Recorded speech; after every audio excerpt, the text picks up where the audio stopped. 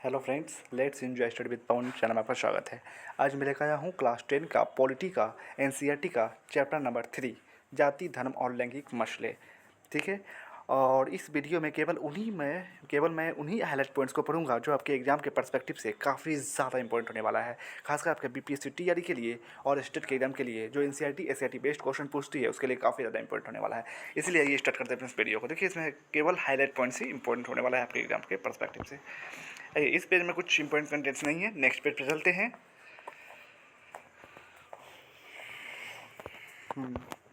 इस पेज में भी नहीं है कुछ इम्पोर्टेंट्स। यहाँ यहाँ है, विभिन्न देशों में महिलाओं को वोट का अधिकार प्रदान करने के लिए आंदोलन हुए हैं। बहुत सारे देशों में जो है महिलाओं को डायरेक्ट नहीं मिल गया है मताधिकार का जो अधिकार है, मताधिकार नहीं मिल गया है। उन लोग महिलाओं ने क्या किया, कई सारे आंदोलन किए हैं, तब जाके उनको मताधिकार मिला है। ठीक है। इन आंदोलनों में महिलाओं के राजनीतिक और वैधानिक दर्जे को ऊंचा उठाने और नेक्स्ट पेज चलते हैं, ऊंचा उठाने और उनके लिए शिक्षा तथा रोजगार के अवसर बढ़ाने की मांग की गई। मूलगामी बदलाव की मांग करने वाले महिला आंदोलनों ने औरतों के व्यक्तिगत और पारिवारिक जीवन में भी बराबरी की मांग उठाई। इन आंदोलनों को नारीवादी आंदोलन कहा जाता है। ठीक है, नारीवादी आंदोलन इसे ही कहा जाता है। फिर नेक्स्ट है कि स्वीडन, नॉर्वे और फिनलैंड जैसे स्कैंडिनेवियाई देशों में सार्वजनिक जीवन में महिलाओं की भागीदारी का स्तर काफ़ी ऊंचा है। ठीक है, स्वीडन, नॉर्वे और फिनलैंड जैसे स्कैंडिनेवियाई देशों में सार्वजनिक जीवन में महिलाओं की जो भागीदारी का स्तर है काफ़ी ज़्यादा ऊंचा है। फिर नेक्स्ट चलते हैं, यहाँ देखिए नारीवादी क्या होता है। औरत और मर्द के समान अधिकारों और अवसरों में विश्वास करने वाली महिला या पुरुष को ही नारीवादी कहते हैं। ठीक है। फिर नेक्स्ट चलते हैं, हमारा समाज अभी भी पितृ प्रधान है। ठीक है, यानी पुरुषों की ही प्रधानता हमारे समाज में आज भी। महिलाओं में साक्षरता की दर अब भी मात्र 54% है, जबकि पुरुषों में 76%। देखिए, ये डाटा जो है, ये जो डाटा है, ये थियरी 1 में पूछा हुआ क्वेश्चन है कि महिलाओं में साक्षरता दर क्या है, तो 54% है भारत में और पुरुषों में 76% है। ठीक है, तो आपको डाटा भी याद रखना है। ठीक है। फिर नेक्स्ट पेज पर चलते हैं।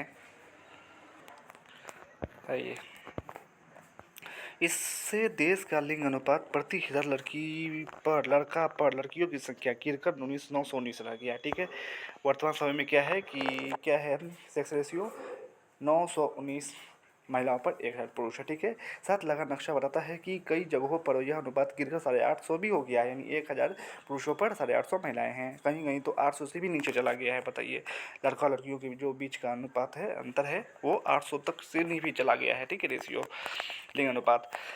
फिर नेक्स्ट पे चलते हैं, लोकसभा में महिला सांसदों की संख्या पहली बार 2014 में ही 12% तक पहुंच सकी है। राज्यों की विधानसभाओं में उनका प्रतिनिधित्व 5% से भी कम है। इस मामले में भारत का नंबर दुनिया के देशों में काफ़ी नीचे है। भारत इस मामले में अफ्रीका और लातिन अमेरिका के कई विकासशील देशों में से भी पीछे है। भारत में पंचायती राज के अंतर्गत कुछ ऐसी ही व्यवस्था की गई है। स्थानीय सरकारों यानी पंचायतों और नगर पालिकाओं में 1/3 पद महिलाओं के लिए आरक्षित कर दिए गए हैं। देखिए, यहाँ भी क्वेश्चन बनना है कि भारत में पंचायती राज में जो है महिलाओं के लिए कितने जो पद है वो आरक्षित किए गए हैं, तो 1/3। ठीक है। और ये भी याद रखिएगा, बिहार में जो है लोकल गवर्नमेंट में जो है 50% महिलाओं को आरक्षण दिया गया है। ठीक है, 50% यानी लोकल गवर्नमेंट में। और इंडियन सेंट्रल लेवल पर जो है लोकल गवर्नमेंट में 1/3। ठीक है, फीसदी जो आरक्षण दिया गया महिलाओं को के लिए आरक्षित कर दिया गया। आज भारत के ग्रामीण और शहरी स्थानीय निकायों में निर्वाचित महिलाओं की संख्या 10 लाख से भी ज़्यादा है। बताइए, ये रेशियो कितना ज़्यादा है, 10 लाख से भी ज़्यादा है। फिर नेक्स्ट पेज पे चलते हैं।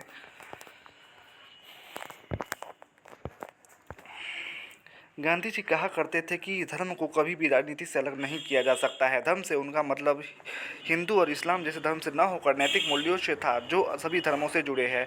उनका मानना था कि राजनीति धर्म द्वारा स्थापित मूल्यों से निर्देशित होनी चाहिए। ठीक है। फिर यहाँ आइए, पारिवारिक कानून, विवाह, तलाक, गोद लेना और उत्तराधिकार जैसे परिवार से जुड़े मामलों से संबंधित कानून हमारे देश में सभी धर्मों के लिए अलग अलग पारिवारिक कानून है। ठीक है, सबका अपना अलग अलग है, हिंदू का, मुस्लिम का, सिख का, ईसाई का, सबका अपना अलग पारिवारिक कानून है। राजनीति से धर्म को इस तरह जोड़ना ही सांप्रदायिकता कहलाता है। ठीक है, राजनीति को धर्म से जोड़ना क्या कहलाता है, सांप्रदायिकता कहलाता है। फिर ये नेक्स्ट पेज चलते हैं। यहाँ ये सांप्रदायिक आधार पर राजनीतिक गोलबंदी सांप्रदायिकता का दूसरा रूप है। इसमें धर्म के पवित्र प्रतीकों, धर्मगुरुओं, भावनात्मक अपील और अपने ही लोगों के मन में डर बैठाने जैसे तरीकों का उपयोग बहुत आम है। फिर ये नेक्स्ट पॉइंट पर भारतीय राज्य ने किसी भी धर्म को राजकीय धर्म के रूप में अंगीकार नहीं किया, ठीक है। भारत का कोई भी राजकीय धर्म नहीं है। श्रीलंका में बौद्ध धर्म, पाकिस्तान में इस्लाम धर्म और इंग्लैंड में ईसाई धर्म का जो दर्जा रहा है उसके विरुद्ध भारत का संविधान किसी भी धर्म को विशेष दर्जा नहीं देता है, ठीक है। ये यहाँ भी क्वेश्चन बन रहा है, भारत का जो संविधान है वो किसी भी धर्म को राजकीय धर्म, राष्ट्र धर्म नहीं मानता है। रहिए नेक्स्ट पेज पर चलते हैं। यहाँ ये नीचे लिंग और धर्म पर आधारित विभाजन तो दुनिया भर में है, पर जाति पर आधारित विभाजन सिर्फ भारतीय समाज में ही देखने को मिलता है।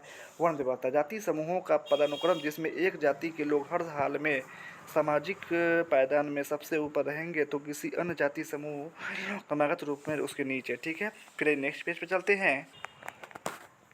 आइए यहाँ इस पेज पर 1961 के बाद से हिंदू, जैन और ईसाई समुदाय का हिस्सा मामूली रूप से घटा है, जबकि मुसलमान, सिख और बौद्धों का हिस्सा मामूली रूप से बढ़ा है। एक आम लेकिन भ्रांत धारणा यह है कि देश की आबादी में मुसलमानों का परिचय इतना बढ़ जाएगा कि दूसरे धार्मिक समुदाय उससे पीछे हो जाएंगे। ये आम धारणा बनी हुई है। प्रधानमंत्री द्वारा नियुक्त उच्च स्तरीय समिति, इसे सत्तर समिति के नाम से भी जाना गया, के आकलन से स्पष्ट होता है कि मुस्लिम आबादी का अनुपात थोड़ा ज़रूर बढ़ेगा, लेकिन अगले 50 सालों में भी यह बढ़कर जो है कभी भी 3-4% तक ही रहेगी, ठीक है। अधिकतर 3-4% तक ही अगले 50 सालों में बढ़ेगा। फिर नेक्स्ट है ये अनुसूचित जाति और अनुसूचित जनजातियों के बारे में।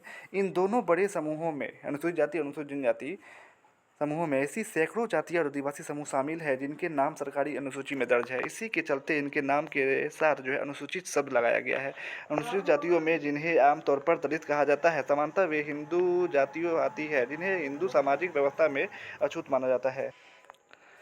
अनुसूचित जनजातियों में जिन्हें आमतौर पर आदिवासी कहा जाता है वे समुदाय शामिल है जो अमूमन पहाड़ी और जंगली इलाकों में रहते हैं, ठीक है। उसे आदिवासी कहता है और जिनका बाकी समाज से ज़्यादा मेलजोल नहीं था। 2011 में देश की आबादी में अनुसूचित जातियों का हिस्सा 16.6% और अनुसूचित जनजातियों का हिस्सा 8.6% था, ठीक है। ये आपको डाटा याद रखना है, ये कभी भी एग्जाम में पूछा जा सकता है, ठीक है।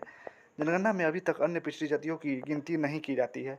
राष्ट्रीय नमूना सर्वेक्षण 2004-5 का अनुमान है कि इनकी आबादी करीब 41% है, ठीक है। किसकी आबादी 41% है? तो अन्य पिछड़ी जातियों की, ठीक है। फिर ये नेक्स्ट पेज पे चलते हैं। कोई भी पार्टी किसी एक जाति या समुदाय के सभी लोगों का वोट हासिल नहीं कर सकती है। जब लोग किसी जाति विशेष को किसी एक पार्टी का वोट बैंक कहते हैं तो इसका मतलब यह होता है कि उस जाति के ज़्यादातर लोग उसी पार्टी को वोट देते हैं, ठीक है। फिर नेक्स्ट चाहिए, नेक्स्ट पेज पे चलते हैं। आर्थिक असमानता का एक महत्वपूर्ण आधार जाति भी है, क्योंकि इससे विभिन्न संसाधनों तक लोगों की पहुंच निर्धारित होती है। उदाहरण के लिए पहले अछूत कही जाने वाली जातियों के लोगों को जमीन रखने का अधिकार नहीं था, जबकि कथित द्विज जातियों को ही शिक्षा पाने का अधिकार था।